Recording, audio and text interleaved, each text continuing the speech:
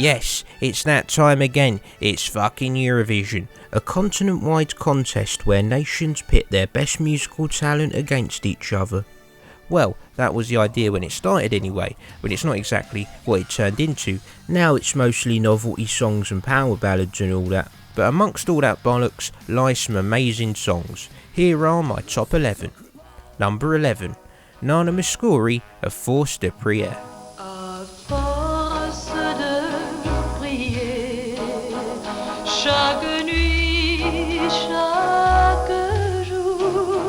A speaker of a dozen languages, a TV presenter, a UNICEF ambassador, a member of Greek Parliament, a world-famous recording artist, Nana Mouskouri has done it all, except to win Eurovision.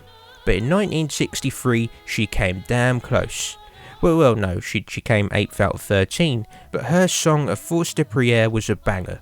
A heart-wrenching ballad about a woman thinking if she prays hard enough, she can win the affection of the man she loves. It doesn't work, geezer, I've tried many times. But this prequel to Losing My Religion is a great song, and it was better than anything else performed on the show that year. Luxembourg were robbed. Yes, Luxembourg, even though Nana Mouskouri is from Greece. Over the years, of all of their 38 entries into Eurovision, only 9 of Luxembourg's representatives actually come from Luxembourg. Yes, even a geezer from Lancashire represented them in 1985. He's like the Matty Cash of Eurovision. Anyway, this song should have won.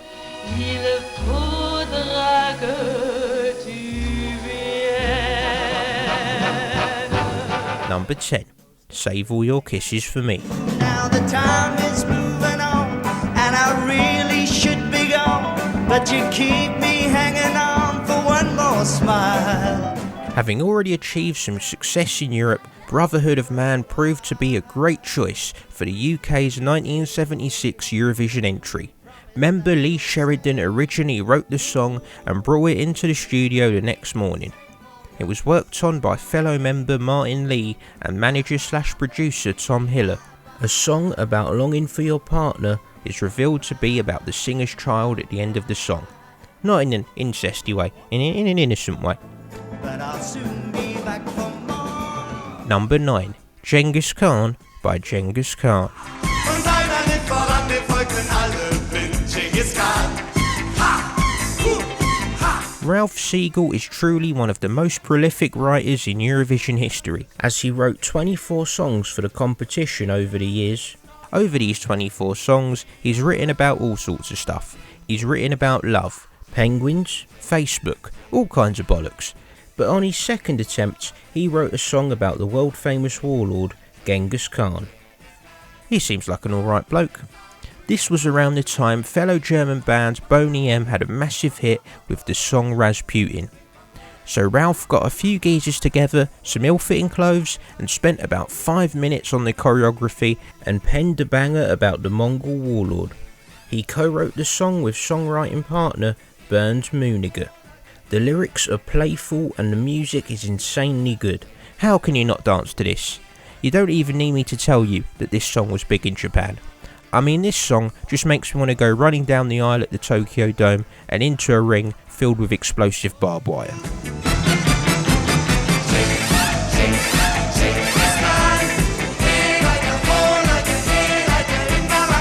Number 8, Satellite by Lena. I went everywhere for you. I even did my hair for you. I bought new underwear like blue when I wore them just the other day. If you want to know how to win Eurovision, this is how you do it. Written by Julie Frost and John Gordon, this is a 3-chord song about love, sung by the beautiful Lena, who was chosen to represent Germany at Eurovision by winning a talent show. Her talent clearly wasn't dancing. I mean, my goodness, what's going on there? Anyway, she's fit, she got given a good song, and she got to perform it at the end of the night at Eurovision. Bob's your uncle, this song won by a landslide. Shove your power ballads up your arse. Shove your massive staging up your arse. Shove your overly elaborate choreography up your arse. Catchy song, fit singer, job done. Anyway, the next year she came back with a song about abduction and fucked it. Stick to what works, geezer, what's going on? Like a satellite, I'm in orbit of the way around you.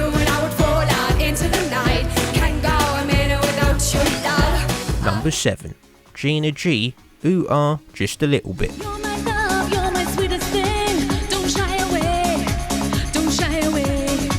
It's 1996 and British culture is fucking cool. Britpop, Trainspotting, Notting Hill, New Labour, Euro 96, all that bollocks, all the stuff from the montages, all of that. Things in Britain seemed great. Mostly. And even our Eurovision entry was good. Gina G entered Eurovision that year with the song Ooh Ah, Just a Little Bit. An upbeat, proper 90s tune. No world peace, no subtle messages, no heartbreak, just a banger. Fucking lovely. Just a little bit, a little bit more. Just a little bit, you know what I'm looking for. Number 6. No Ho Leta, Gilo Cinquetti. No, no l'età, no l'età per amarti, no l'età. 1964, the United Kingdom had yet to win Eurovision. We'd come second 3 times, but we couldn't get over the line, so we needed something to put us over the top.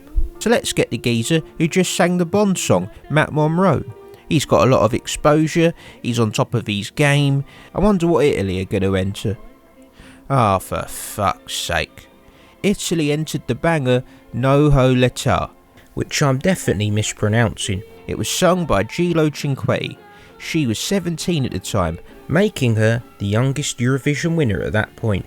The song is all about a girl who falls in love with an older man, but can't do anything because she's too young. R. Kelly, when writing a song for an underage girl, would have the opposite approach. Anyway, beautiful orchestration, great delivery, uncomfortable lyrics, but I don't speak Italian, so it's all good. What a song. Number 5. Can't Wait Until Tonight by Max Mutzke. I only try to make you understand that my affection is so really true. My heart has started thumping since I met you. In 2004, Max Mutzke won a talent show to appear as Germany's Eurovision entry, but his real prize was this song. It's a nice jazzy ballad about wanting to bang a girl and struggling to wait for the night to have it away. It's a nice, simple, soothing song, just right to give you a breather from a night of watching pyrotechnics, mad dance routines and a lot of dross. Sadly, it only came 8th. However, Max would go on to have a successful career in Germany. He would tour with Katie Melua, and he would win the German Masked Singer. So who's the real winner? Go on, son. Just can't wait for being with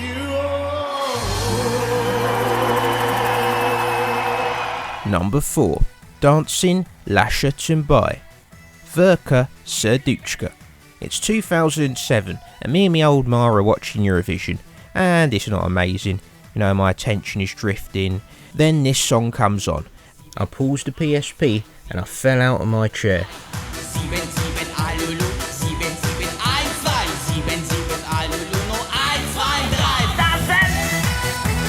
The performance immediately caught my eye and almost had my eye out as it caught all the lights in the room. What the fuck is this? Everything is mental. The clothes, the song, the performance. And when you think the craziness is over, it just keeps going. Oh, he's running around the stage, patting his backing dancers on the arse now? Of course he is. Go on, geezer. Ukraine's entry into Eurovision was the subject of multiple controversies, as Verka Serduchka was a drag act and several Ukrainian political parties and news outlets were against this entry. I mean, a drag artist is someone who affects mannerisms to imitate a woman. And I've never seen a woman act like this. If anything, it's generic Doctor Who villain cosplay. It was also controversial for the lyrics Lasher by, which sounded like Russia goodbye.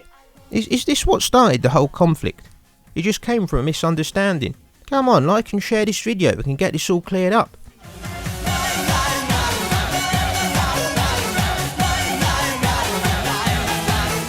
Number 3. No Les Amorex, Jean-Claude Pascal. Nous, les amoureux, on voudrait nous séparer.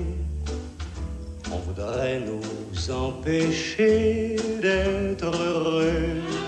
In 1961, homosexuality was still illegal in much of the world, including the UK. And we're over half a decade away from same-sex marriage being legalised anywhere. And for Luxembourg's Eurovision entry that year, JeanClaude Pascal said fuck it, and decides to enter Eurovision with a love song about homosexual lovers struggling against society to keep their relationship together. And he only fucking wins. Yes, my son. I mean, I can see why. Fuck just helping acceptance for homosexuality. He probably converted a few geezers that night. Oh, if I was. Written by Jack Statin and Maurice Vladin, the gender of the song's subjects was left intentionally ambiguous, leaving many people to misunderstand the song's message. The French actor-singer JeanClaude Pascal helped deliver Luxembourg its first Eurovision win, helping them to go on to become a bit of a Eurovision powerhouse, eventually winning it 5 times. JeanClaude Pascal, who was gay himself, won awards for bravery during World War II, and he should have won some awards for bravery that night, my goodness. Even though being homosexual in Luxembourg and France was legal at the time, it would still make you the subject of immense violence and discrimination. But nevertheless, he performed, he won. What a geezer. Today, by the way, homosexuality is still criminalised in 69 countries. Yeah, it's sad. I appreciate the irony though. 69. Nous allons vivre sans vous, car le ciel est avec nous, les amoureux. Number 2. ABBA Waterloo. My eyes at Waterloo, Napoleon did surrender. 6 million copies sold. One of the most successful singles in history. Voted the best Eurovision song of all time. Of course, it's fucking Waterloo. This was Benny and Bjorn's third attempt to write a Eurovision song, with their 2 previous entries failing at the qualifying rounds. However, this time they would take no chances.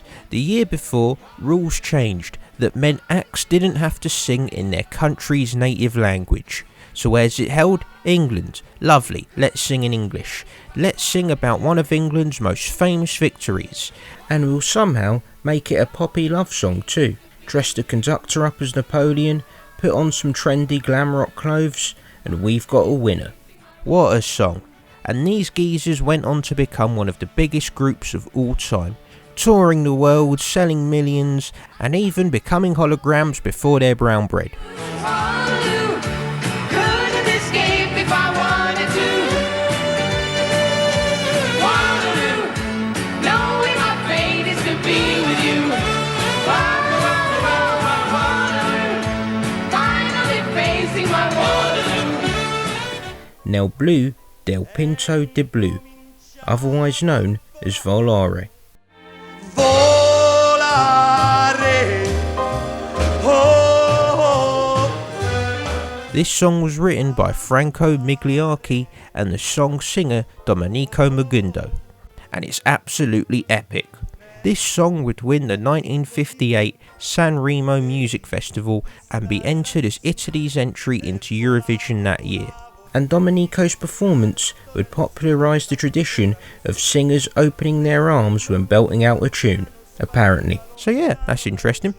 The Bobby Ball lookalike would go on to perform the song twice that night, due to a technical difficulty. It was hosted in the Netherlands that year, but in a rare example of Holland not making your dreams come true, Domenico would actually come third. Again, absolutely robbed. How does this not win? What's happening? However, this song would go on to be sung by drunk football fans for years to come. So what more can you ask for?